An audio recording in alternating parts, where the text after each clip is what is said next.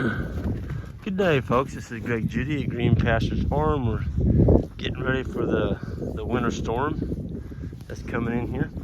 And just hold on a minute. I gotta get my glove on. Oh, thank you, George Heller. George sent me these mittens. They're lined with wool. And I'm telling you what now, you keep all your fingers together in one area, they keep each other warm. And if it's really cold, you put a hand warmer down in there.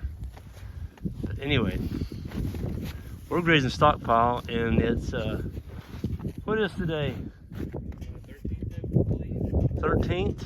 I think so. Joel and I just gave them their last strip here before the storm, and we gave them a little bigger area this morning because it's going to get down, I think they said 0 or 2 below or something, whatever it is. It's going to be a little bit nippy, and so we give them a little bit more forage so they can get more energy. But we really do have them in a good spot here. They've got the draw down there. This morning we came over like, where are they at? And they're all hunkered down underneath that great big cedar down there.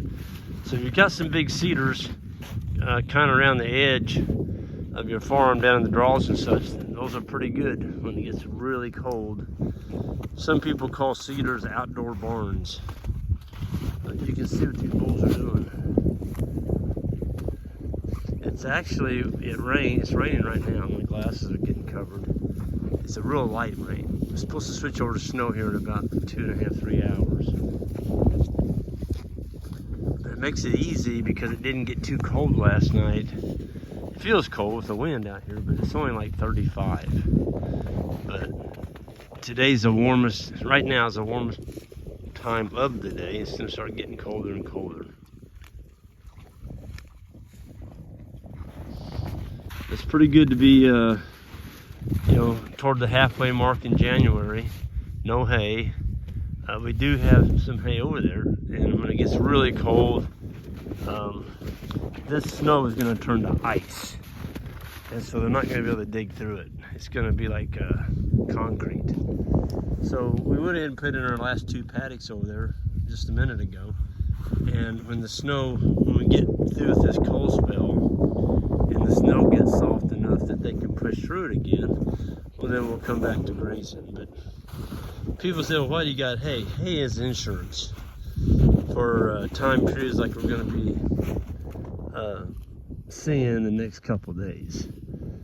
It's going to get brutal out here. Normal temperature for us is not, I think they said 7, 8 below 3 days in a row, and then the high is going to be like 2 or 3 degrees. I know you guys up in Canada are just laughing. That probably sounds like summer temperatures to you guys up there, but us Midwesterners, we got a little softer skin to us. We're not used to that. But the bulls look good. You know, they're none of them are sunken in. They got good hair coats on them. We're pretty tickled the way they're doing on this stockpile. This is a Kentucky 31 fescue. There's a little bit of orchard grass in there and some clover. And they're working. I mean, this is what they were on yesterday. And they worked it over. They absolutely worked it over. There's not much left in here. When the snow comes off, we'll be back over here in about, see, we got to make a whole nother rotation around this 90-some acres. The time we get back over there, it's going to be March, somewhere in there. And this will have time to be cleaned off. And there'll be some grass in here that they didn't get that was under the snow and such. So we'll probably have to supplement a little bit with some hay, but we'll get some grazing out of this. It's pretty cool. It's cold out here, wind's blowing, freezing rain on my glasses, and the bulls are feeding themselves. But I can't overemphasize those trees down there. Having, they're calling for high winds tonight, and that's what's going to make it seem so darn cold. And so when animals can get out of wind, they can take some pretty extreme temperatures.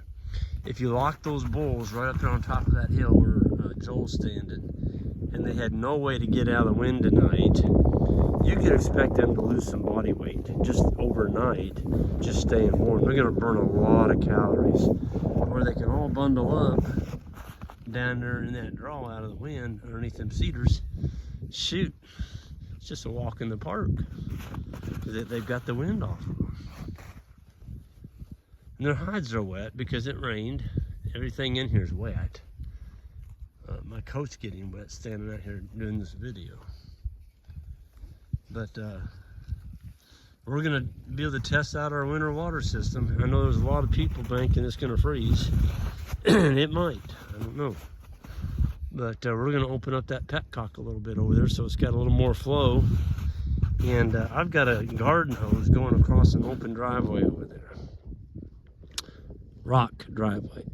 It does have insulation around the garden hose, those little foam tubes you buy, you just snap them on. I've got them from the barn all the way over to that tank. And then just for insurance, I've got enough sleeping bags. We're gonna do that before we leave. I'm gonna put sleeping bags over the top of that hose. And I know there's some people saying, Greg, it's gonna freeze in the morning, it's gonna be frozen. It might be. If it does, I do have a frost-free tank up there in that barn lot that I can go to. But I like my little tank. I've got me a rock pad there. It's got 50-degree water going in there. I mean, I kind of like it. I know the bulls like it. If I have to, I'll go to that frost-free tank, but it's just, we're gonna see.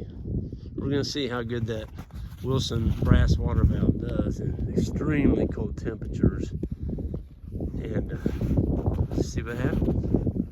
Folks, I'm gonna get out of here. It's cold. We still got some things to do before the storm hits, and it's getting colder by the minute. And everyone be safe out there, and make sure you wear enough clothes in the next 3 to 4 days. It's gonna be brutal out here, and try and keep from getting frostbite like I did about 3 years ago on my thumb. And I've got to always be watching my thumb. On really cold mornings, I put a hand warmer in there because, you know, once you frostbite a part of your body, it doesn't stay warm after that very well. It just doesn't. So, a little advice from Greg this morning: don't freeze in extremity on your body. Folks, have a good one, and we'll see you down the road. Everyone, be safe out there.